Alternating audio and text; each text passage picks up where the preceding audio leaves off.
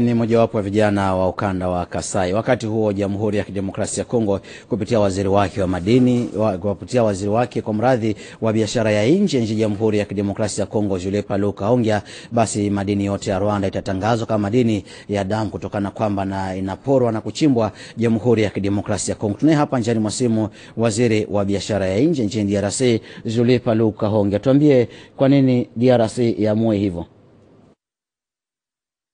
Ndiyo, hilo ni ombi la serikali ya Jamhuri ya Kidemokrasia ya Kongo kwa sababu Rwanda na rais wake wamedanganya ulimwengu. Ndiyo, tumechukua muda huu kwa sababu najua Umoja wa Mataifa, iwe Marekani, iwe Ulaya, Umoja wa Ulaya, wote wametambua kwamba tangu miaka 30 Rais Kagame alikuwa akiwadanganya sana kwa sababu kulipitikana na genocide mwaka 1994 na sisi sote tulishtuka kuona hiyo mauaji ya kinyama ambayo ilifanyika, na alikuwa akipitia mauaji hayo ili adanganye ulimwengu mzima kusema Kongo inatayarisha vita kufanya mauaji kama yale yaliyofanyika miaka 30 iliyopita. Ijapokuwa wachunguzi wote wanajua ya kwamba hakuna hata siku moja tangu miaka 30 Rwanda iweze ikavamiwa na majeshi ya Kongo. Kwa hiyo uongo sasa imetambulikana, na ndiyo maana Umoja wa Mataifa wote wamesimama kwa sababu wasapoti nchi ya DRC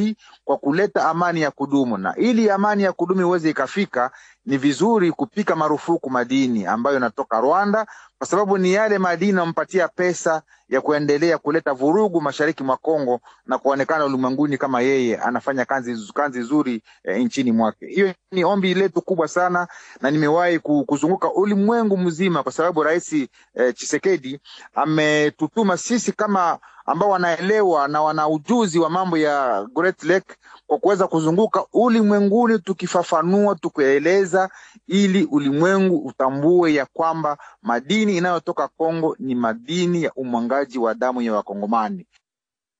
Ndiyo mheshimiwa, tuseme Jamhuri ya Kidemokrasia ya Kongo ina majirani wengi. Kwa nini tu Rwanda madini yake itangazwe kama madini ya damu mheshimiwa?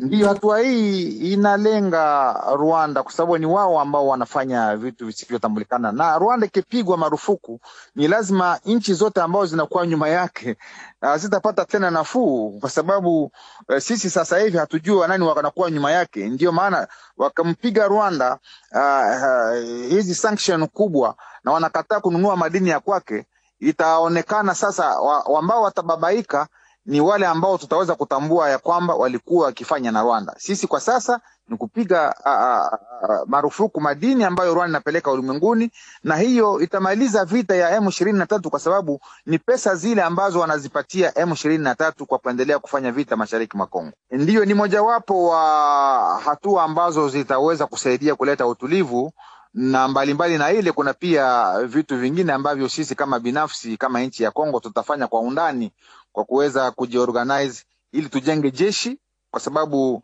hakuna nchi kubwa kama Kongo ambayo na vitu vizuri na madini makubwa hii ambayo haitaweza kupatwa vita kama haijenge jeshi la kwake. Ile ni mambo ambayo tutafanya kwetu kwa undani, kwa sababu kama bado hatujafanya jeshi, kila yoyote atataka kuja Kongo kupora mali ya Kongo.